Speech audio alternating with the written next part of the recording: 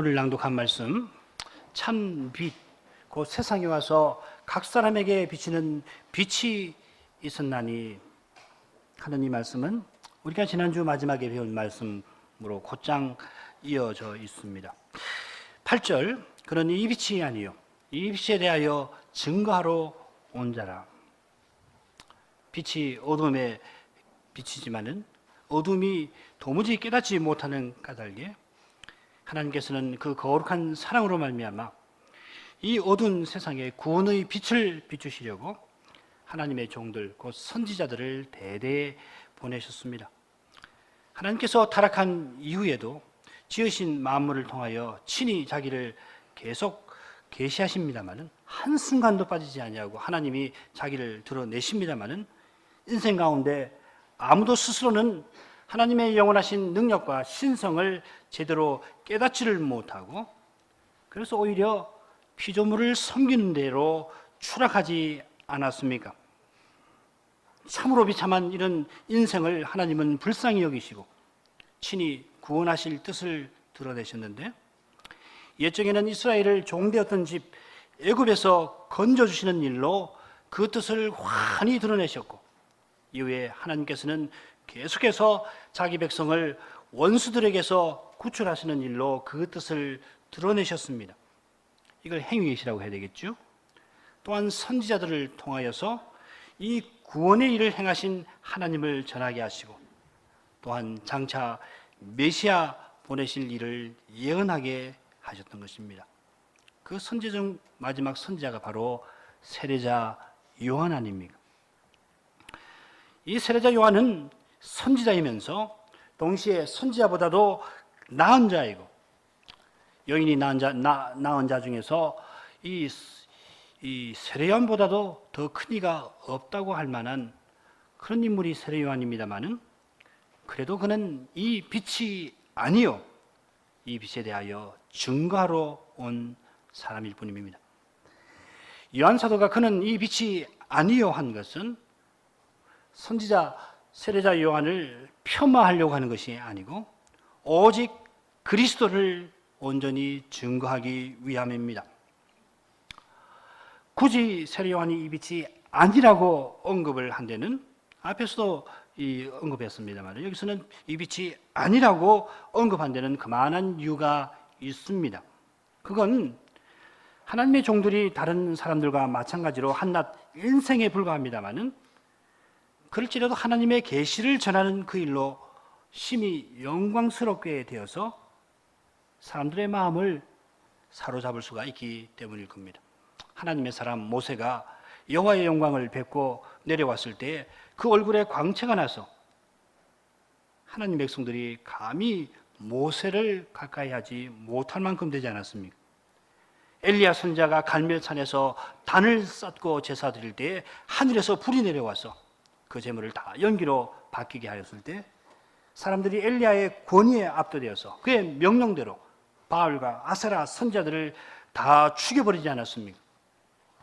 모세 얼굴에 광채가 비친 것은 여호와의 영광 때문이고 엘리야의 그 압도적인 권위가 여호와의 거룩하심 때문이었습니다마는 연약한 사람들은 눈에 보이는 사람의 광채와 권위에 마음을 빼앗기기가 쉽습니다. 그런 까닭에 요한 사도는 세례 요한의 권위 있는 강설과 강력한 가마력으로 말미암아 세례 요한 자신이 전하려고 했던 그리스도와 그의 강설을 가마력 있게 하는 그 성신의 영광이 조금이라도 가려지지 않도록 그래서 사람들이 성신의 가마를 힘입어 그리스도를 바라보도록 하려고 이같이 말씀한 것입니다. 사실 이 위대한 복음서를 기록했던 요한 사도 자신이 그러한 태도를 늘 취하지 않았습니까? 그가 처음으로 안드레와 함께 주님의 제자로 부르심을 받고 이후로 예수 그리스도의 각별한 사랑을 받았습니다마는 그는 의도적으로 자기 이름을 밝히지 않습니다. 요한복음 1장 37절 그리고 40절을 읽어보죠. 요한복음 1장 37절. 두 제자가 그의 말을 듣고 예수를 줬거늘 요한의 말을 듣고 예수를 줬는 두 사람 중에 하나는 시몬 베드로의 형제 안드레라. 다 이렇게 말하고 끝이는 거예요. 요한 사도는 세례자 요한의 두 제자가 스승 세례 요한의 증언을 듣고 세상 죄를 지고 가는 하나님의 어린 양이신 예수님을 따라갔다 하는 것을 알리고 제자가 되었다 하는 것을 알리고 그 처음 두 사람 중에 한 사람은 시몬 베드로의 형제 안드레라 밝히는데 다른 한 사람의 이름은 밝히지 않습니다. 자, 이 사람이 바로 세례자 요한 사도일 겁니다. 이로도 사도는 예수의 사랑하시는 제자라고 자기를 언급하면서도 굳이 자기 이름을 밝히지 않습니다. 이는 세례자 요한이 나는 광야에서 외치는 자의 소리라 고백한 것과 마찬가지로 요한 사도가 그리스도의 행적을 기록하면서 자기 이름을 밝혀 혹시라도 사람들의 관심이 자기에게 쏠려서 그로 말미암아 주님의 영광이 가리는 일이 없도록 하려는 것일 겁니다. 마찬가지로 하나님 말씀을 전하는 사람은 오직 그리스도만을 전하여야 할 것입니다. 주님이 이 교회에 말씀하고자 하시는 그것을 그는 그대로 조금도 가감 없이 전달하려고 힘써야 할 것입니다. 말씀 전하는 사람은 조금이라도 자기만 하지 않으려고 주의하고 주의해야 할 것입니다. 조금이라도 교중의 마음이 한낱 인생에 불과한 자기에게 향하여서 하나님 백성이 그리스도를 바라보는 일에 방해 생기지 않도록 힘써야 할 것입니다.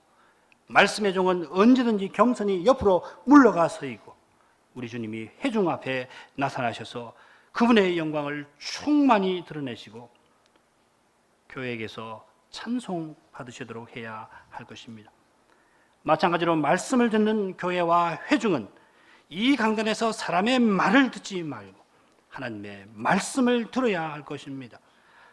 한낱 인생에 불과한 목사가 성신을 의지해서 전하는 그 그리스도를 듣고 그가 손가락으로 항상 가리키는 그 그리스도를 항상 바라보아야 할 것입니다. 인생은 아무리 위대한들 그는 죽은 막대기에 불과합니다. 인생은 죽은 막대기보다 하등 나을 것이 없는 그런 존재입니다. 하나님은 이 죽은 막대기와 다를 바 없는 그런 인생을 드셔서 원하시는 대로 그를 사용하시는 것입니다. 목사의 입에서 나오는 하나님의 말씀은 하나님이 주신 것이고 목사에게서 발휘되는 감화와 권위도 그의 것이 아니요 하나님의 것입니다. 물론 그런 까닭에 목사의 입에서 나오는 말이지만은 복음을 전할 때에는 그 말을 하나님의 말씀으로 받는 것이고 목사의 입에서 나오는 지도의 말이지만은 그 지도가 하나님의 권위와 말씀 위에서 베푸는 것일 때에는 한낱 사람의 충고나 권고로 참조해서 듣는 것이 아니라 하나님의 권위로 겸손히 받는 것입니다. 목사도 다 하는 거 아니거든요. 그럴 때는 어떤 때는 충고에 이렇게 있는 걸 한번 생각해 보시죠. 할 수 있습니다. 그러나 어떤 때는 하나님 말씀에 명확하게 그건 죄입니다. 그렇게 하는 거 아닙니다. 예를 들면 누가 믿지 않는 사람하고 혼인하려고 할 때 목사가 그렇게 하시면 안 될 것 같은데요. 이렇게 하는 거 아니에요. 하나님 말씀이 주 안에서 혼인하고 있는데 그 무슨 소리냐. 그거 죄니까 돌이켜라. 아주 권위 있게 지도의 말을 하는 거예요. 그건 하나님의 말씀이에요. 하나님의 권위예요. 그걸 거스른다는 것은 있을 수 없는 일이에요. 주일날 예배에 나와 하나님께 나와서 예배를 드려야 한다. 제4계명이 명하는 겁니다. 하나님의 계명이에요. 목사가 거기에 대해서 강선하는 거란 말이죠. 어떻게 주일날 하나님 앞에 나와서 예배 안 드릴 수가 있느냐? 밥을 굶은지언정 하나님 앞에서 나와서 예배하는 것이 인생의 당위입니다. 혹 장례식이더라도 불가피한 일은 하는 것이지만은 하나님께 예배드리는 시간에 나와서 예배드리는 것입니다. 이렇게 권하는 거예요. 이는 목사의 사사로운 충고 아닙니다. 참고하지요. 어림없는 이야기예요. 하나님의 권위와 말씀 위에서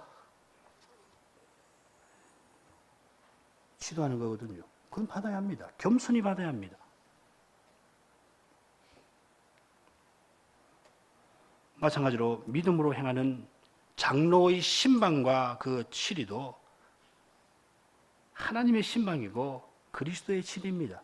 저 장로 나하고 어려서부터 같이 교회에서 자랐는데 이 친구 어림없습니다. 평소에는 친구입니다. 얼마나 사사롭게 지낼 수 있어요. 장로지만은 가깝게 지내고 이야기할 수 있습니다. 그러나 그가 장로로서 신방할 때는 하나님의 권위로 오는 거예요. 마찬가지로 그가 장로로서 치리할 때는 그리스도의 권위로 치리하는 겁니다. 친구의 말로 참고하지 왔는가 어림없습니다. 그때는 딱 달라져야 되는 거예요. 그렇게 해야지 말하자면 하나님 백성으로서 서서 나갈 수 있고 교회가 거룩한 사이로 서서 나갈 수 있는 거예요. 하늘의 주님께서 죽은 막대기 같은 인생을 자기 수단으로 삼아서 친히 말씀하시는 거고 친히 치리하시는 것입니다. 그러면은 인생은 스스로 죽은 막대기인 줄 알고 전심으로 그리스도를 의지해야 할 것입니다. 그럴 때에 그리스도는 친히 그 능력을 드러내시는 겁니다. 그러므로 모든 영광은 오직 하늘의 주님에게, 우리의 아버지 하나님께로 돌아가야 할 것입니다. 오늘 계속해서 요한복음의 머릿말을 생각해 나가도록 하겠습니다. 9절부터 11절을 다시 읽겠습니다. 참빛 곧 세상에 와서 각 사람에게 비치는 빛이 있었나니 그가 세상에 계셨음에 세상은 그로 말미암아 지은 바 되었을 때 세상이 그를 알지 못하였고 자기 땅에 오매 자기 백성이 영접지 아니하였으나. 자, 이 단락에서 요한 사도는 주님의 말씀 하나님의 성육신에 관하여 교훈하고 있습니다. 가령 자기 땅에 오매 자기 백성이 영접지 아니하였다는 11절 말씀을 보면은 주님의 성육신에 관한 말씀이라는 것을 우리가 분명히 알 수가 있습니다. 자, 그러면서도 이 단락은 이전 단락에서 논의한 1장 4절, 5절, 6절부터 8절, 4절부터 한 8절까지 이 말씀을 에서 논의한 내용을 함께 다루고 있습니다. 앞에 내용을 받아가지고서 지금 성육신의 내용을 소개해 나가는 것입니다. 자, 우리는 9절 처음과 11절 처음에 참빛이 세상에 오신 사실이 언급되어 있다는 것을 알 수가 있습니다. 세상에 오셨다 그랬습니다. 참빛이 세상에 오셨고 그분이 자기 땅에 오셨습니다. 자, 이런 표현들은 전부 다 성자 하나님께서 참 사람으로 세상에 오신 성육신을 가리킵니다마는, 자, 여기서는 그 내용을 상세하게 언급하지를 않습니다. 성육신에 대해서 자세하게 언급하지 않습니다. 그보다는 앞의 내용을 더 보완해서 설명하기 위해서 넌지시 이야기하고, 그 내용은 어디서 분명하게 나오냐면 14절에 분명하게 나옵니다. 말씀이 육신되어 우리 가운데 거하심에 우리가 그 영광을 보니 아버지의 독생자의 영광이요 은혜와 진리가 충만하더라. 이게 성육신의 아주 충분한 설명이 되겠습니다. 반면에 이 9절부터 11절까지에서는 성육신 사실을 넌지시 보여주면서 앞에 단락에서 논의한 내용과 연결지어서 참 빛이 세상에 오셨을 그때에 우리 인생의 절망스러운 형편이 뭔가, 우리 인생이 스스로는 얼마나 절망스러운 형편이 있는가, 그걸 이 단락에서는 강조하는 것입니다. 그러니까는 12절, 13절이 주제인데 그 이후부터는 분위기가 달라지죠. 믿는 것에 대해서 이야기되지만 앞에 9절부터 11절에는 말씀이 오셨습니다마는, 말씀이 참빛으로 오셨습니다마는 구원의 빛을 비추시는 데에 그때의 인생의 형편은 완전히 절망스럽더라. 그걸 지금 9절부터 11절에서는 강조하고 있다 하는 것입니다. 그러니까 14절에서는 성육신 사실이 구체적으로 언급되면서 그로 말미암아 인생이 구원의 은혜를 15절부터 또 16, 17, 18절에 계속해서 강조하고 있습니다만은, 여기서는 성육신 사실을 넌지시 언급하면서 세상에 오신 그 그리스도를 배척하는 인생의 두려운 현실을 강조하고 있다. 이렇게 이해하고 들으시면 좋겠습니다. 요한 사도는 하나님의 말씀 하나님을 가리켜서 여기서 참 빛이시라고 소개를 하고 있습니다. 이것은 빛이 어둠에 비추되 어둠이 깨닫지 못하던 1장 5절의 말씀을 배경으로 삼아야 합니다. 물론 6절부터 8절에 있는 요한의 증언도 참고 겸해서 생각해야 합니다. 만물이 말씀으로 말미암아 창조되어서 타락한 이후에도 하나님께서는 지으신 만물을 붙드시는 일을 통해서 하나님의 영원하신 능력과 신성을 매 순간 드러내십니다. 이게 일반 계시죠. 이건 성부를 계시하시는 말씀 하나님으로서의 사역이 될 것입니다. 10절은 바로 그 내용을 언급을 합니다만은 그건 조금 후에 10절 설명을 또 드릴 겁니다. 하나님께서 타락한 세상을 여전히 유지 보존하시면서 하나님과 그 선하신 뜻과 및 진노의 계시를 타락한 인생들에게 드러내고 계십니다. 로마서 1장 18절을 읽겠습니다.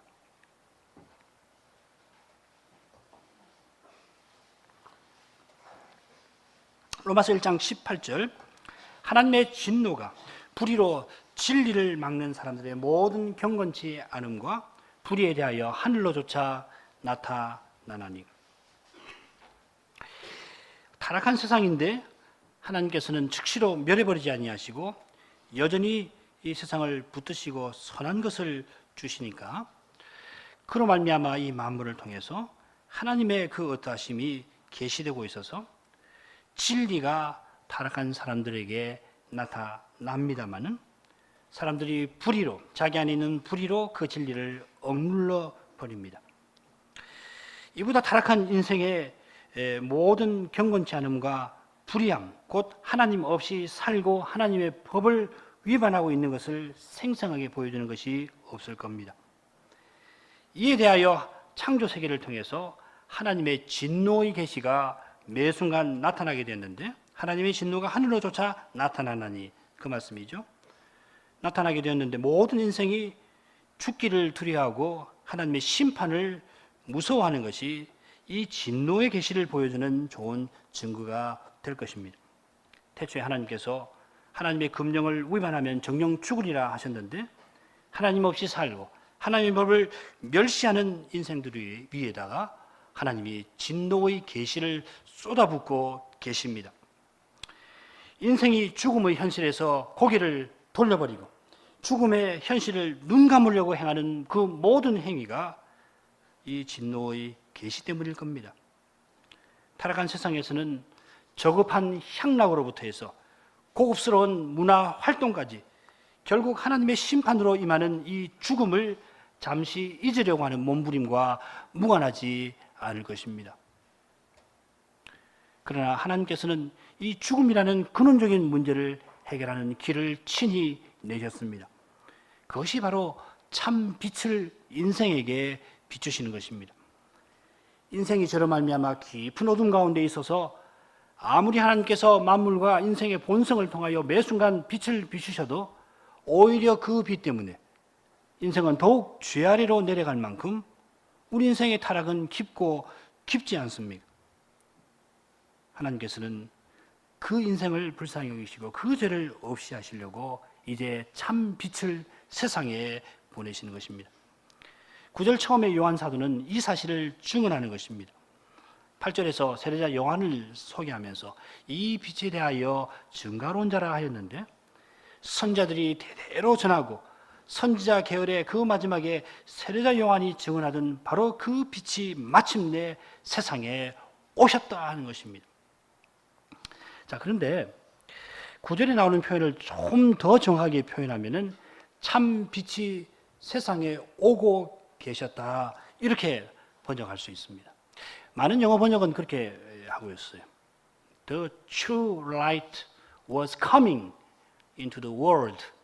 was coming into the world. 이렇게 번역을 해놓은 성경들 많이 있을 겁니다. 그거 괜찮아요. 요한 사도는 6절부터 8절까지 해서 세례자 요한의 증언에 관해서 기록해 놓았는데 이건 뭐냐 하면은 하나님이 시대마다 선자를 보내서 뭘 하십니까?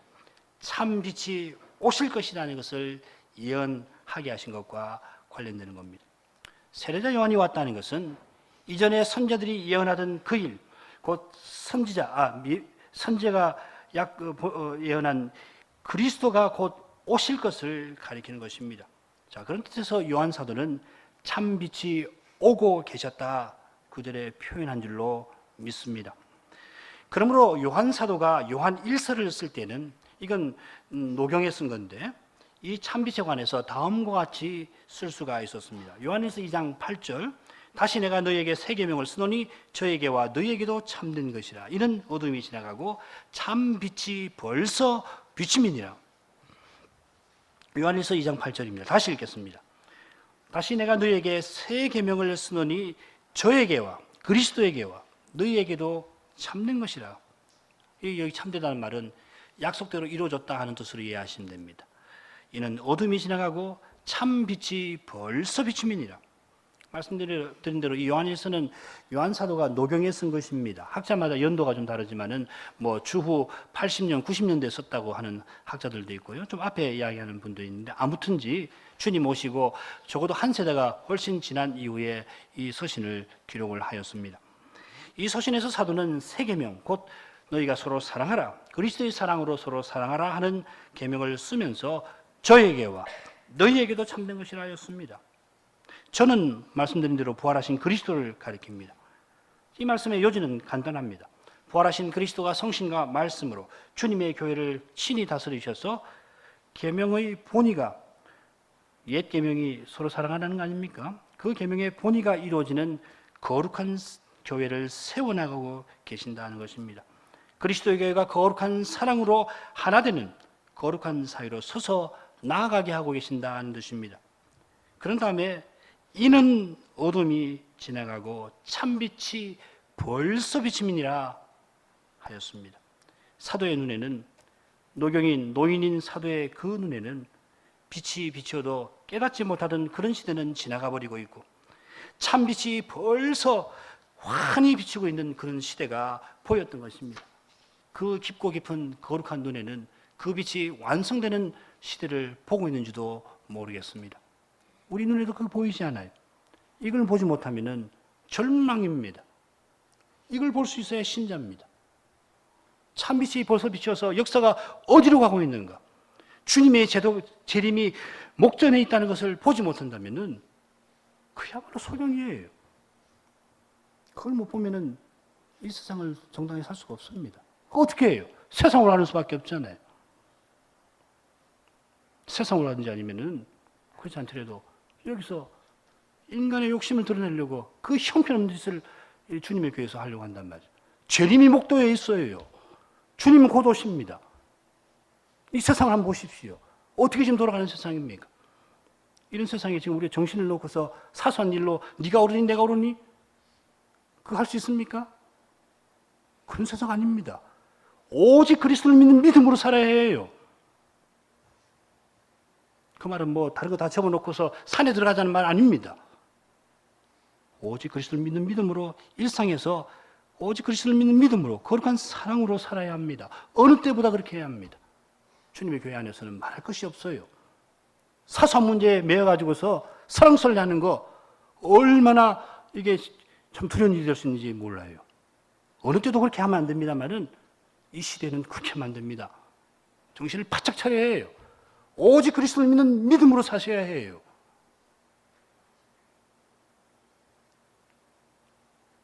정신 차리셔야 합니다.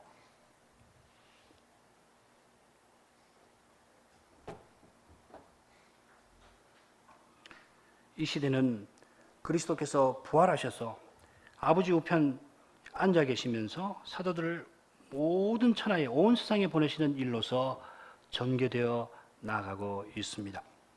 그 시대가 흘러 우리 주님 다시 오실 날이 거의 멀지 않은 그런 형국에 있습니다. 반면에 복음서에서는 요한 사도가 주님이 참 빛으로 세상에 오셔서 행하시는 행적들을 기록하는데 지금 머릿말에서는 그 전모를 요약하여 전하면서 9절부터 11절에서는 참빛이 세상에 오시는 바로 그때에 이 세상, 이 인생의 형편이 어떤지를 특별히 기록해 놓고 있습니다. 사도는 9절에서 참빛이 세상에 오고 계셨다 전하면서 이 참빛이 어떤 분이신가를 소개합니다. 참빛은 각 사람에게 비치는 빛이시다 하였습니다. 각 사람에게 비치고 있는 빛이다. 이건 요한복음 1장 4절 5절의 요약입니다. 참빛이 세상에 오셨는데 그분은 동시에 모든 사람에게 빛을 비추시는 빛이십니다. 참 빛이 세상에 오신 것은 하나님의 구원하시는 뜻을 특별 계시를 전하기 위함이라면 이 빛이 각 사람에게 비치고 계신다는 것은 하나님이 태초부터 지으신 만물을 통해서 그러니까 우리 인간의 본성을, 타락한 본성을 통해서라도 그 선하심을 나타내시고, 특별히 타락한 이후에는 진노의 계시를 나타내시는 것을 가리키는 것입니다. 그러니까 이 9절부터 11절은 뒤의 내용, 앞의 내용, 1절, 특별히 4절부터 8절 내용을 우리로 하여금 돌아보도록 하는 그런 내용이 되겠죠. 참빛으로 오고 계시던 말씀, 그 하나님께서, 말씀 하나님께서 태초에 우리 인생에게 어떻게 하나님을 가까이 하고 하나님을 섬길 것인지를 계시하셨고, 타락한 이후에도 말씀 하나님은 이 일을 계속해서 행하시는 것입니다. 이게 빛을 비추신다는 말입니다. 자, 10절의 말씀은 참 빛으로 오고 계시는 주님께서 태초부터 창조 세계를 통해서 하나님을 계시하시는 일을 행하시는데, 타락한 세상의 반응이 무엇이었는가를 교훈하고 있습니다. 10절을 읽겠습니다. 그가 세상에 계셨으며 세상은 그로 말미암아 지은 바 되었으되 세상이 그를 알지 못하였고, 세상이 세 번이나 나오고 있습니다. 참빛이신 예수님이 오고 계셨고, 사도가 이 복음서를 쓸 당시에는 이미 오셔서 어둠은 물러가고 있었습니다마는, 세상에 오신 이 참빛은 본래 세상에 항상 계시던 그분이십니다. 말씀 하나님으로서 항상 계셨다 이 말이죠. 세상이 처음에 이 참빛으로 오시는 말씀으로 말미암아 지은 바 되었습니다. 우리 공부했습니다. 1장 3절이던가요? 말씀을 떠나서 세상이 존재할 수 없습니다. 세상이 타락한 후에도 여전히 이처럼 존재하는 것은 말씀이 세상에 계셨기 때문입니다. 히브리서 저자는 이 말씀 하나님의 이 사역을 다음과 같이 교훈하고 있습니다. 히브리서 1장 3절을 읽겠습니다.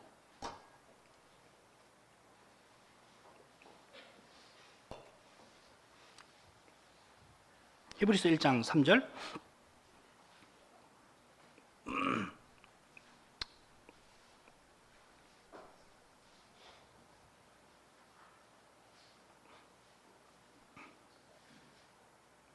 장 3절 읽겠습니다. 이는 하나님의 영광의 광채시요 그의 본체의 형상이시라. 그의 능력의 말씀으로 만물을 붙드시며. 하나님의 영광의 광채, 그 본체의 형상이신 분, 성자 하나님이시죠. 아버지와 하나이신, 아버지 아들이신 이 말씀 하나님께서는 언제든지 그의 능력의 말씀으로 만물을 붙들고 계시는 분이십니다. 섭리하시는 분이라 이 말이죠.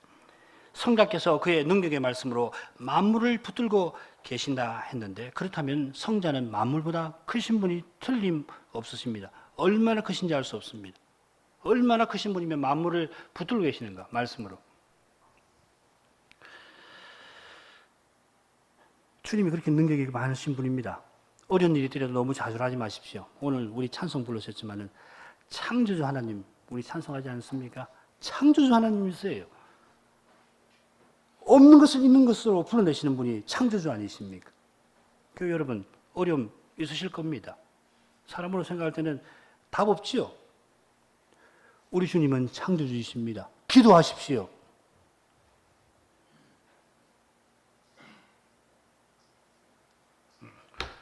이 주님이 우리 머리시에요. 머리 되셨습니다. 우리를 주님의 것으로 삼아주셨습니다. 그분은 동시에 창조주이십니다. 섭리하시는 하나님이십니다. 이 순간에도 이 세상을 그의 능력의 말씀으로 붙들고 계시는 분이십니다. 그분이 여러분의 주님이십니다. 여러분이 그분의 지체예요.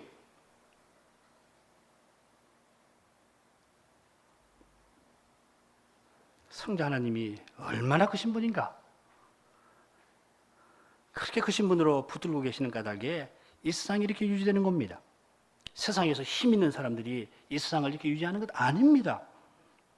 오늘날 경제 현상만 하나 놓고 보더라도 이 사실이 점점 확인해지고 있지 않습니까? 경제 상황이 어떻게 전개될 건가? 이제 아무도 예단 못합니다. 무슨 문제가 생겨도, 게다가 매년 같은 문제가 9월이면은 생기고 있잖아요. 소위 그 환율 문제. 미국에서 금리를 조금 조정하면은 당장 아시아권에서 환율이 왔다 갔다 해가지고 나라들이 휘청휘청하지 않습니까? 9월만 되면은, 8월만 되면은, 휴가 마칠 때 되면은 경고를 합니다. 그렇지만은 이 어떻게 해결해야 되는지 아무도 장담 못 하고 있잖아요. 오히려 인생들이 꾀를 내어서 화폐를 만들고 종이화폐를 만들고 그래서 점점 현실이 어려져 갑니다마는 성자 예수 그리스도가 그 능력의 말씀으로 세상이 무너지지 않도록 붙들고 계시고 있기 때문에 유지가 되고 더욱이 놀라운 것은 그의 능력의 말씀으로 창조하신 본인을 향해서 끌고 가고 계시는 거예요. 우리 주님이 그런 일을 하시는 거라고. 그냥 유지만 해서 무너지지 않도록 어떻게든지 조심조심 붙들고 있는 거 아닙니다. 능력의 말씀으로 세상을 끌고 가시는 거예요. 어디서 그걸 아실 수 있습니까? 세계 석학들도 경제 상황이 어떻게 되는지 몰라갖고서 전전긍긍 하는데 여러분 모르십니까? 어떻게 알 수 있어요? 교회를 보면 아는 거예요. 주님이 교회를 어떻게 세워나가신가를 보면은 우리가 다 몰라도 틀림없이 세상은 이렇게 멸망하는 건 아니고 주님 재림하실 때에 영원한 나라가 온다 하는 거. 우리가 교회를 보고서 확신하는 거라고. 그리스도와 그분의 부활을 굳게 믿는 교회와 신자는 이런 확신 위에 서서 담대히 인생을 경영해 나아갈 수가 있는 겁니다. 산이 무너지는 그런 때라도 우리는 요동하지 않을 수 있고 큰 바다가 흉흉하는 때에 그래서 온 세상이 소용돌이 속에 있는 것처럼 뒤죽박죽 되더라도 그때도 우리는 주님의 인도를 받아 나갈 수 있습니다. 그런데 여러분, 이런 하나님 백성이 그리스도를 믿는 신자가 아무 힘없는 한낱 인생을 두려워한다면 얼마나 부끄러운 일이 되겠습니까? 오히려 세상이 무너지는 소리에 이 세상 사람들이 두려워서 당황해서 어떻게 해야 할지를 모를 그때라도 주님의 교회와 신자는 당황하지 않고 의연히 있어서 절망하는 세상을 향하여 절규하는 세상을 향하여 구원의 빛을 그때 비출 수 있어야 할 것입니다. 이것이 멸망으로 치닫고 있는 이 세상을 향하여서 거룩한 교회가 맡은 거룩하고 고유한 사명입니다. 우리가 날마다 먹고 살고 숨쉬고 기도하는 목적이 바로 여기 있지 않습니까? 남들보다 혹은 남들만큼 먹고 살고 남들 못지 않게 입고 살라고 우리가 하늘에 부르심 받은 거 아닙니다. 이 세상에서 내놓을 수 없는 그것을 내놓고 이 세상에서 가장 위대한 사람이라도 할 수 없는 그것을 행하라고 하늘에 부르심을 우리가 받은 것이 그거 뭡니까? 그리스도와 그의 몸인 거룩한 교회로 서서 나가는 것입니다. 그리스도께서 세상에 오시기 전부터라도 영원하신 성자로서 이렇게 세상에 계시면서 세상을 붙들어 주셨습니다마는 성자로 말미암아 지음받은 세상은 그분을 알지 못하였습니다. 이것이 인간의 타락이요 인생의 죄상입니다. 세상 돌아가는 이치에 관해서는 많이 아는 것 같으지만은 정작 이 세상을 운행하시는 그분에 관해서는 전혀 알지를 못하였습니다. 이 세상을 운행하시는 분이 누구이신가? 그분이 이 세상을 운행해 나가시는 목적이 무엇인가를 알지 못한다면은 많이 알고 있다고 자랑하는 그 이치를 제대로 알고나 있는 것이겠습니까? 오늘날 21세기 인류는 전에 없는 찬란한 기술 문명과 폭발하는 지식 팽창을 자랑하면서 뭐든지 알 수 있을 것처럼 말합니다마는 정작 사람이 무엇인지는 더욱 모르고 있는 것이 사실 아닙니까? 이거 제 말 아닙니다. 금방 말씀드린 이야기는 20세기 철학계를 대표하던 한 유명한 철학자의 평가입니다. 독일의 철학자 하이데거의 말입니다. 그것은 칸트와 형이성학의 형이성학이라고 하는 거.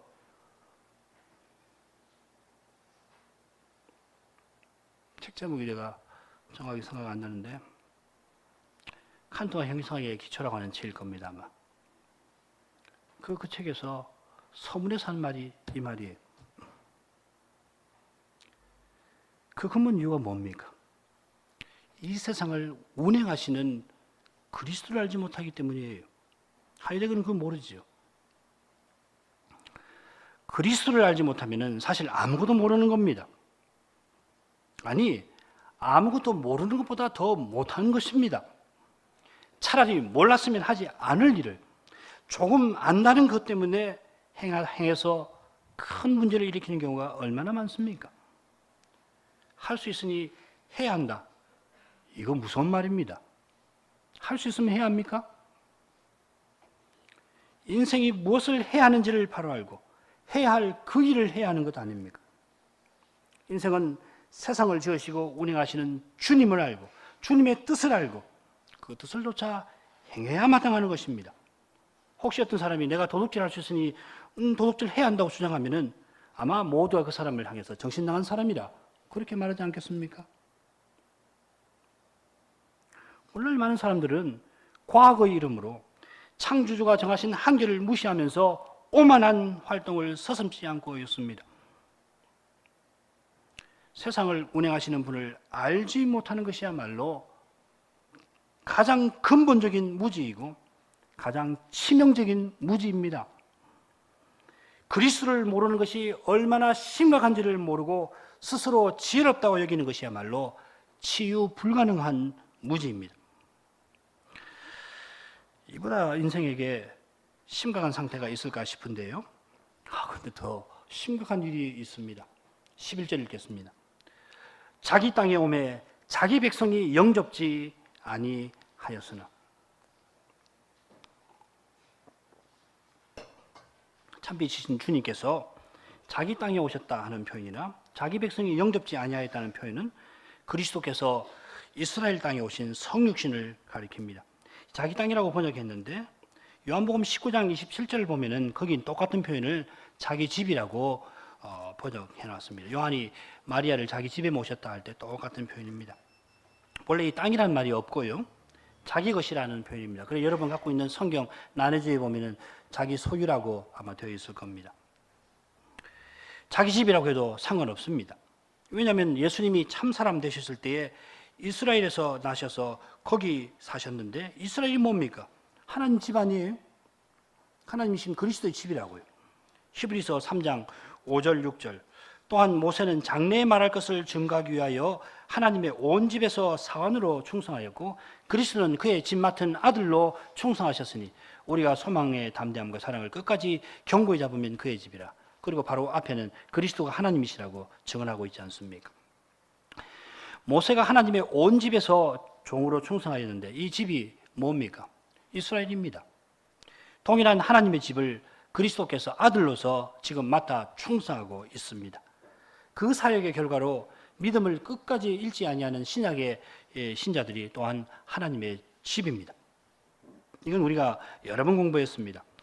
모세는 이 일을 멀리서 바라보고 장래 말할 것을 증거하였고 주님은 십자가와 부활로서 모세가 증거한 그 일을 지금 이루고 계시는데 마찬가지로 세상에 오실 때에 자기 땅, 곧 자기 집에 오셨던 겁니다. 온 세상이 다 성자 예수 그리스도의 소유이고 땅입니다마는 예수님이 모세를 통하여 드러내신 언약을 다 이루려고 이스라엘 사람으로 오시고 이스라엘 땅에 오시고 하나님의 집에 오셨던 것을 가리킵니다.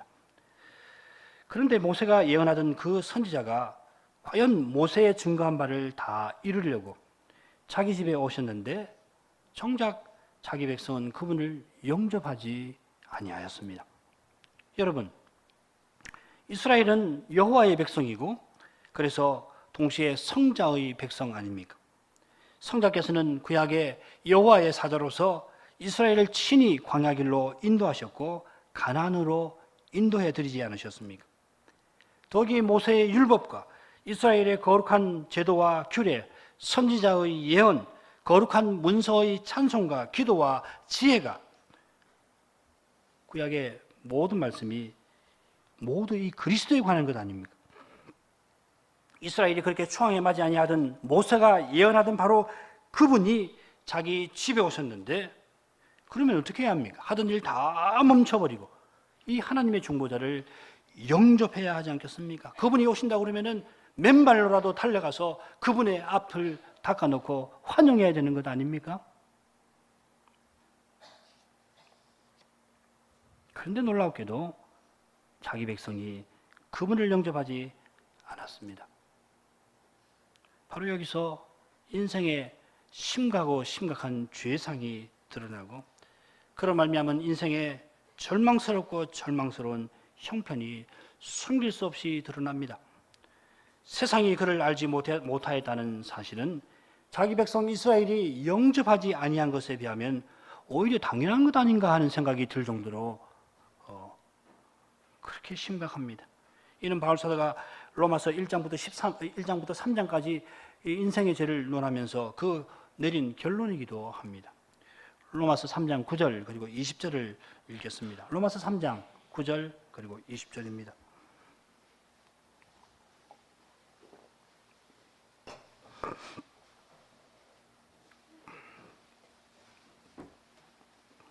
그러면 어떠하냐? 우리는 나오냐?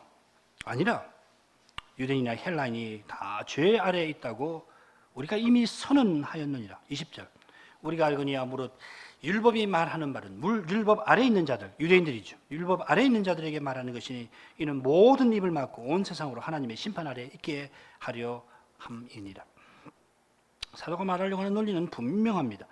하나님의 율법을 받은 유대인이 하나님의 은혜로 구속함을 받고 그래서 하나님의 율법을 받은 유대인이 죄 아래에 있다고 한다면은 하나님의 율법 없는 받지 않은 이방인은 말할 것도 없다는 겁니다. 하나님께서 율법을 통해서 모세를 통해서 율법을 주시면서 오실 메시아를 기다리게 하셨는데 그 그리스도를 오히려 십자가에 못 박았다면은 그런 율법을 받지 아니한 이방인이 그리스도를 알아보지 못하는 것은 마치 당연한 일처럼까지 느껴지는 것입니다.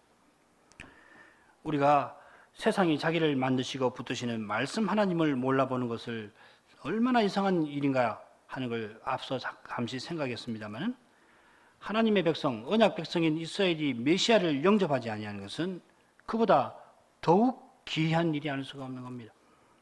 과연 이스라엘의 길고 긴 역사는 구약 성경이 그 역사를 기록해 놓은 거 아닙니까? 신약보다도 길게 기록했는데 그 대부분의 역사는 이스라엘의 길고 긴 역사에 관한 건데 그건 우리 인생이 구원 얻는 일에 얼마나 무력한가, 우리 인생 스스로 구원 얻는 일에 얼마나 절망스러운가를 웅변하는 것입니다. 마찬가지로 그리스도를 믿는다고 고백하고 교회에 들어온 언약 백성이 우리 새 언약 백성 아닙니까? 우리 새 언약 백성이 육신의 소욕을 쫓아 행하여서 하나님 말씀 청종하지 아니하는 것이 그만큼 두렵고 절망스러운 일을 자초하는 것이라는 것을 기억해야 할 겁니다. 이스라엘이 그리스도를 배척한 것이 우리와 상관없는 이야기가 아니라 신약 백성도 얼마든지 그렇게 될 수 있습니다.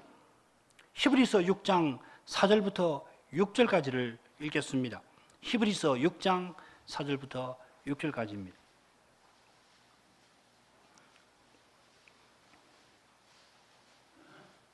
한 번 비침을 얻고 하늘의 은사를 맛보고 성신에 참여한 바 되고 하나님의 선한 말씀과 내세의 능력을 맛보고 타락한 자들은 다시 새롭게 하여 회개케 할 수 없나니 이는 자기가 하나님의 아들을 다시 십자가에 못 박아 현저히 욕을 보입니다. 히브리서 여자가 소신받는 교회의 배대 위험에 대해서 계속해서 경고하지 않습니까? 여기서는 하나님의 아들을 다시 십자가에 못 박아 현저히 욕을 보인다는 표현을 사용하고 있습니다. 무서운 말씀이죠. 하나님 언약에 들어와서 하늘의 예배에 참여해서 특별히 하나님의 선한 말씀을 맛보고도 타락한 사람들이라 하였습니다. 베드로는 결국 하나님 말씀, 선한 말씀을 맛보고 그 말씀이 교훈하는 그리스도를 부정하고 나가는 것 아니에요. 그리스도를 모르는 사람이 베드로라는 법 없어요. 그 베드로라는 개념이 성립하지 않는 거예요. 베드로란 말은 도를 배반하는 거란 말이죠. 바꿔 말해서 그리스도를 믿는다고 고백하고 들어와서 그 그리스도를 부정하고 나가는 거예요. 하나님의 선한 말씀을 듣고도 오직 그리스도를 믿는 믿음으로 행하지 아니하면은 배도의 물결이 밀어닥칠 때에 그 물결을 이기지 못할 겁니다. 그 물결이 휩쓸려 가면 어떻게 됩니까? 그건 뭐냐면은 하나님의 아들 다시 십자가에 못 박아 현저히 욕을 보이는 그런 상태가 된다는 말씀입니다. 강단에 전한 그리스도의 말씀을 듣고 그 죄를 회개하고 주께로 돌이키지 아니하는 것이 실로 가장 두려운 상태에 떨어지는 겁니다. 아예 그리스도를 듣지 못한 세상이 그리스도를 알지 못하는 것보다도 훨씬 심각한 거예요. 말씀 들으니까 좋고 못 들으면 안 들은 것하고 똑같겠지. 아닙니다. 그리스도의 복음을 들었으면 그리스도를 믿어야지요. 죄를 책망받았으면 회개해야지요. 하나님 말씀이 하지 말라고 그러면 안 해야지요. 그렇게 해야 합니다. 안 하면 좋고 말씀대로 지키면 종교에 늘어났고 그럴 수 없으면 똑같이 아니에요.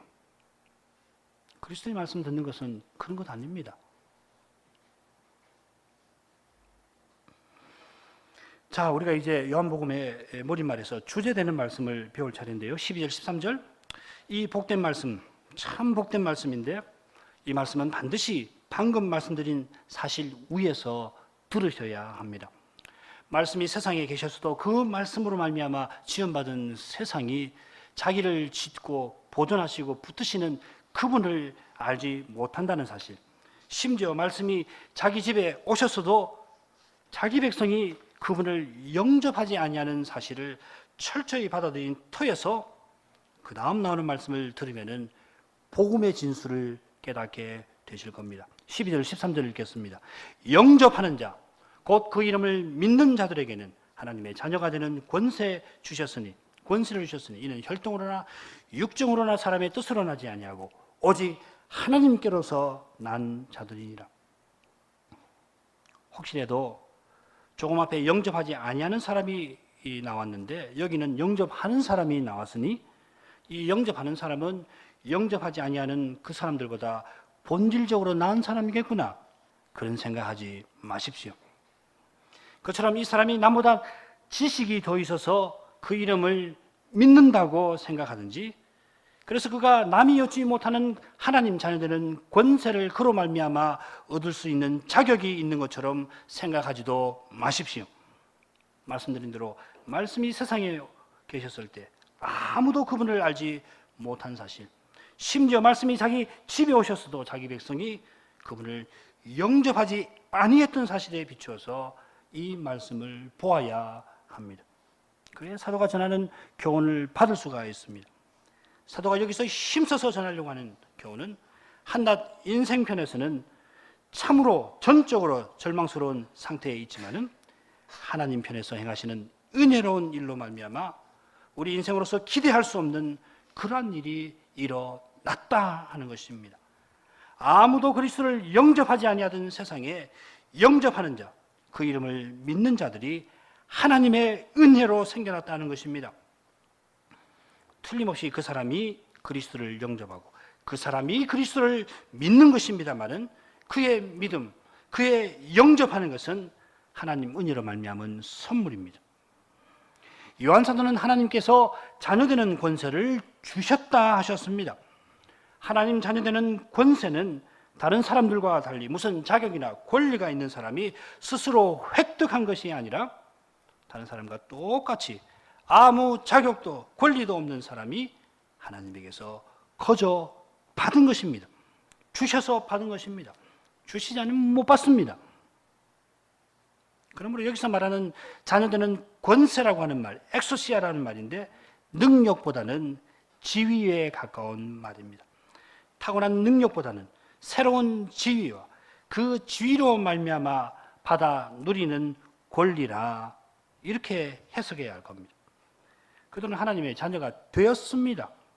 처음부터 무슨 능력이나 자격이 있어서 하나님 자녀로서 태어난 것 아니라 하나님 원수로 태어나서 하나님 은혜로 말미암아 하나님 자녀가 되었습니다. 신분이 변화되었습니다.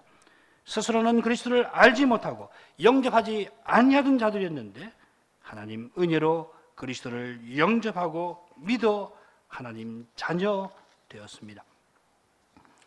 하나님에게서 난 자라고도 하였습니다. 우리가 하나님 자녀 되는 일에서는 실로 전적으로 수동적입니다. 여러분, 우리가 세상 날 때 우리가 조금이라도 기여하는 거 있습니까? 내가 어느 집 어느 가문에 태어나야지 선택합니까? 전혀 그렇지 않습니다. 나는 겁니다. 부모님이 나를 낳으셨습니다. 하나님이 부모를 통해서 나를 세상에 보내셨습니다. 하나님 자녀 되는 일은 그에 못지않게 수동적입니다. 내가 그리스도를 믿고 내가 그분을 영접하니까, 내가 하나님 자녀되는 일에 뭘 기저하는 것처럼 도무지 생각하지 마십시오. 오직 하나님 은혜로 하나님 자녀되는 것입니다. 그렇다면 우리는 그리스도 안에서 내미시는 하나님의 자비하신 손을 붙들 뿐입니다.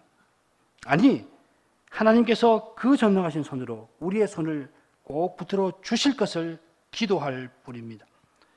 그처럼 우리는 하나님께서 우리에게 베푸신 은혜와 사랑에 감사할 뿐입니다. 감사하는 마음으로 하나님 말씀을 청종하고 순종하지 않을 수 없습니다. 조금이라도 사람을 의지하거나 나를 자랑하거나 세상 영화를 구하는 것은 생각할 수 없는 일이고 있을 수 없는 일입니다. 하나님 말씀을 듣고도 순종하지 아니하고 자기 주장을 관철하려고 하고 자기 뜻을 이루려고 하는 것은 스스로 하나님의 자비하신 손을 쳐버리려고 하는 거고 하나님 주시는 은혜와 사랑을 멸시하는 것입니다. 요한 사도는 그리스도 안에서 베푸시는 하나님 은혜를 교훈하면서 하나님의 아들들이라는 표현보다는 자녀라고 하는 표현을 즐겨 사용합니다. 이것은 바울 사도가 서신에서 양자 삼아주시는 은혜를 강조하는 것과 조금 성격이 다르다고 할 수 있습니다. 바울 사도는 믿는 자에게 생긴 법적인 그 자격에 대해서 주로 강조하는 반면에 요한 사도는 하나님이 낳으신 사실과 그래서 생긴 하나님과의 실제적인 관계를 강조합니다. 사도가 하나님의 은혜에서 한 면을 조금 강조하는 것뿐이지 다른 거 무시하는 건 아닙니다. 바울 사도도 역시 요한 사도가 강조하는 것을 동시에 가르칩니다만 더 강조하는 것은 법적 자격에 관한 겁니다. 하나님의 권위는 이 두 면이 늘 있습니다. 하나님 말씀에서 이 두 면을 늘 균형 있게 배워서 한편으로 하나님의 권을 확신하면서 동시에 구원의 실질을 풍부하게 누리며 살도록 힘써야겠습니다. 특별히 요한 사도의 복음서와 그의 서신들에서 우리는 하나님이 우리를 낳으셨다는 사실과 그러므로 우리는 하나님을 본받으며 살아야 한다는 그 의무를 잘 배울 수가 있는 것입니다. 이 점이 13절에 분명히 언급되어 있습니다. 하나님 자녀가 된 것은 오직 하나님께로서 낳기 때문이라 하였습니다. 하나님께서 순전히 거룩한 사랑으로 우리를 친히 낳으셨습니다. 요한일서에서는 하나님의 씨가 우리 안에 거한다 하였습니다. 요한일서 3장 9절 찾아서 돌아와서 읽어보십시오. 우리가 앞으로 요한복음에서 하나님 은혜로 말미암아 하나님 자녀되는 이 사실, 하나님이 은혜로 우리를 낳으신 사실에 관해서 이면 저면 쭉 배우게 될 겁니다. 가령 요한복음 3장에서는 중생의 도리를 통하여서 하나님 자녀되는 것과 그리스도를 믿는 일에 대해서 배울 수가 있습니다. 새로 나는 거예요. 우리가 새로 나는 겁니다. 하나님 우리를 새로 태어나게 하시는 거예요. 새 사람 되게 하는 겁니다. 우리가 성신으로 거듭나서 그리스도를 믿어 하나님 자녀가 되는 겁니다. 그처럼 요한복음 다른 곳에서는 아버지께서 아들 안에 생명이 있게 하시는데 아들 안에 있는 그 생명, 그 영원한 생명을 우리에게 주시는 일에 관해서 배우는 겁니다. 한번 여러분 생각해 보십시오. 아들에게 있는 영원한 생명이 우리에게 있는 거예요. 우리에게 주신 생명은 그저 영원한 생명 아닙니다. 그리스도를 떼서 무슨 죽지 않고 오래오래 사는 그런 생명 아니에요. 그리스도 안에 있는 그 영원한 생명을 우리에게 주시는 겁니다. 그리스도의 생명을 주시는 거라고 했습니다. 얼마나 고귀합니까? 요한복음 10장에서는 그리스도가 선한 목자가 되셔서 한낱 양인 우리를 위해서 목숨 버리신 일로 우리가 생명을 얻을 뿐만 아니라 그 생명을 더 풍성히 얻게 된다 교훈합니다. 목자가 양을 위해서 목숨을 버렸어요. 요한복음 4장과 7장에서는 성신님을 주셔서 이런 일을 있게 하실 것을 교훈하십니다. 물론 다락방 강화에 가면은 주님께서 보혜사 성신에 관해서 깊고도 오묘한 교훈을 베푸신다는 것을 우리가 이미 배워 알고 있습니다. 로마서에서도 배운 바입니다만은 실로 주인이 그리스도를 믿어 하나님의 자녀가 되어 아버지를 예배한다 하는 이 교훈. 이 교훈이야말로 하나님 계시에서 가장 찬란한 교훈 가운데 하나가 아닐 수가 없습니다. 하나님이 그리스도 안에서 우리의 아버지이십니다. 뭐가 염려해요? 천지를 지으시고 다 다스리시는 그분이 내 아버지시세요. 저 사람의 아버지고 내 아버지는 아닌 게 아니고 내 아버지시기도 해요. 이 찬란한 교훈, 이 복된 은혜는 아무 인생이 생각할 수 없었던 그러한 일입니다. 요한복음 1장 14절로 가겠습니다. 말씀이 육신이 되어 우리 가운데 거하시매 우리가 그 영광을 보니 아버지의 독생자의 영광이 은혜와 진리가 충만하시더라. 영원하신 말씀, 만물의 창조주와 섭리주이신 말씀이 한낱 피조물이 되실 뿐만 아니라 하나님이 인생과 함께 하시는 장막이 성막이 되어주시고 죄인이 하나님께로 가까이 나아갈 수 있는 거룩한 영광을 비춰주시는 사실이 있기 때문에 오늘 우리가 하나님의 자녀들로서 아버지를 예비하고 있는 것입니다. 하나님의 독생자가 한낱 사람이 되시고 십자가를 지심으로 말미암아 한낱 우리 인생들이 그분을 믿는 믿음으로 하나님을 향하여 아바 아버지, 아버지 하고서 부를 수가 있게 된 것입니다. 아버지 하고 부르는 거예요. 하나님 주시는 은혜가 얼마나 크십니까?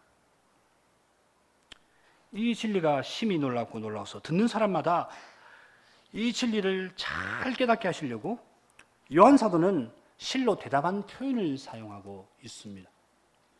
말씀이 육신이 돼요. 교회 여러분, 육신 뭡니까? 타락한 이후에, 지금 타락한 이후의 일 아니에요? 타락한 이후에 이 육신이 어떤 의미를 지니게 되었는지 우리 교회 여러분 잘 알고 계실 겁니다. 그래서 바울 사도는 로마서 8장에서 죄 있는 육신의 모양으로 아들을 보내셨다, 이런 표현을 만들기까지 하면서 성자 하나님이 참 사람 되시되 죄는 없으신 사실을 강조하려 했던 거 아닙니까? 요한 사도는 이 진리의 중요성, 성자 하나님이 사람 되실 때 죄가 하나도 없다는 이 진리의 중요성을 바울 사도와 똑같이 알고 있습니다마는 이미 그리스도가 영원한 하나님이신 사실을 힘주어 가르친 사실이 있는 까닭에, 그래서 여기서 실로 다 대담하게도 그 영원하신 하나님께서 틀림없이 사람 되셨다는 이 놀라운 사실, 우리 인생과 하나 되어주셨다는 이 귀한 사실을 잊을 수 없이 가르치려고, 듣는 사람마다 귀가 번쩍 뜨이게 하려고 말씀이 육신이 되셨다 하고서 표현하는 것입니다. 선언하고 있습니다.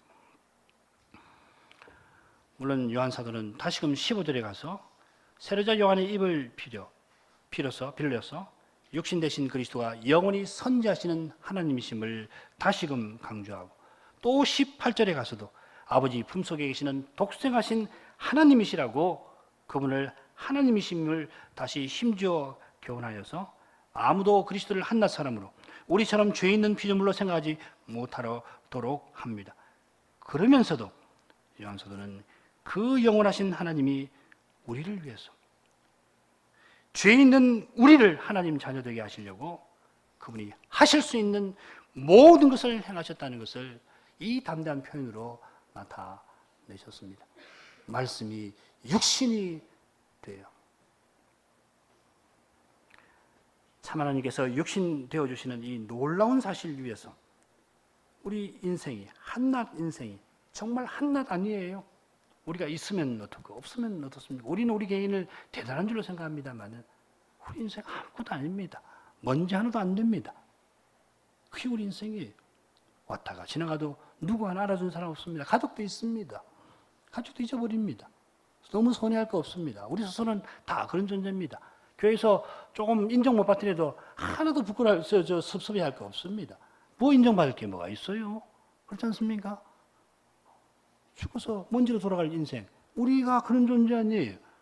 뭐 인정 못 받았다고 그렇게 섭섭하십니까? 그리스도를 얻었는데 뭐가 그렇게 섭섭했어요? 나를 알아주지 않는다고 뭐가 그렇게 섭섭했어요? 주님이 여러분을 다 알아주시고 내 지체로, 자녀로, 하나님이 내 자녀로 삼아주셨는데 뭐가 그렇게 섭섭했어요? 하나도 섭섭한 거 아닙니다. 교회에서 직분 못 얻었다고 섭섭하세요? 아이고, 그런 생각하지 마십시오. 직분 아무것도 아닙니다. 가면 없어집니다. 직분 잠시 하는 거, 목사도 평생 하는 겁니다만 하나님 나라 가면 목사 안 합니다. 저 목사 할 필요 없습니다. 감히 할 수 없습니다. 직분 무슨 소용이겠어요?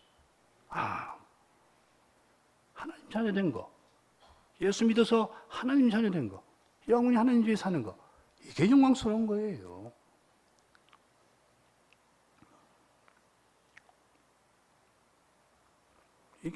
이게 바로 진토 위의 죄인의 현실입니다. 우리가 진토 위의 죄인입니다. 진토입니다. 먼지입니다. 바람 불면 싹 사라져버리고 있는지 없는지 누가 그 먼지 하나를 신경 쓰십니까? 집에 책상에 먼지가 쌓였으면 여러분 그 귀하게 여기십니까? 에이 무슨 문제가 이렇게 많어? 쓸어버리잖아요. 우리가 그런 존재예요. 그런 죄인이 영원하신 하나님을 향하여서 아버지 경입니다. 경위 중에 경위입니다, 여러분. 하나님께서 그리스도 안에서 행하신 일에 관해서 우리는 바울 사도와 같이 고백하지 않을 수 없습니다. 기록된 바 하나님이 자기를 사랑하는 자를 위하여 예비하신 모든 것은 눈으로 보지 못하고 귀로도 듣지 못하고 사람의 마음으로도 생각지 못하였다함과 같으니라. 우리가 오늘 오직 그리스도를 믿는 믿음으로 하나님을 예배하고 있는 이 사실, 그 믿음에서 나오는 거룩한 사랑으로 그리스도의 몸으로서 이처럼 서나가고 있는 사실은 물론 이제 우리가 눈으로 보고 있고 귀로도 듣고 우리 마음으로 생각하고 있는 바가 되었습니다만은 그러나 여전히 새롭고 장차도 새로울 것이 틀림없습니다. 그리스도와 그분의 몸인 교회야말로 새 것이라고는 찾을 수 없는 이 해 아래 세상에서 유일하게 새로운 것이고 장차 해 저 너머 세계에서 여전히 그리고 영원히 새로울 것입니다. 여기 우리의 모든 기쁨이 있습니다. 우리의 모든 참된 기쁨이 거기서 영원히 솟아날 것입니다. 기도하십시다.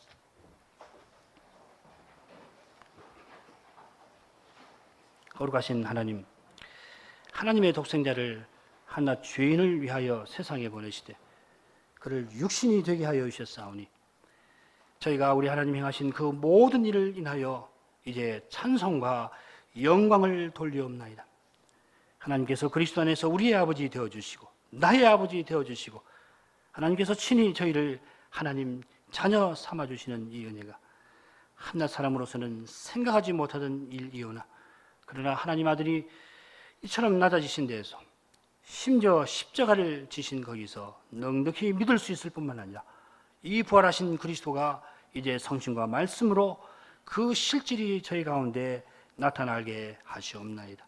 그러므로 저희가 그리스도의 복음에 귀 기울이게 해주시고 이 복음의 그리스도만 굳게 믿고 살게 하여 주옵소서. 주 예수님 이름으로 기도하옵나이다. 아멘.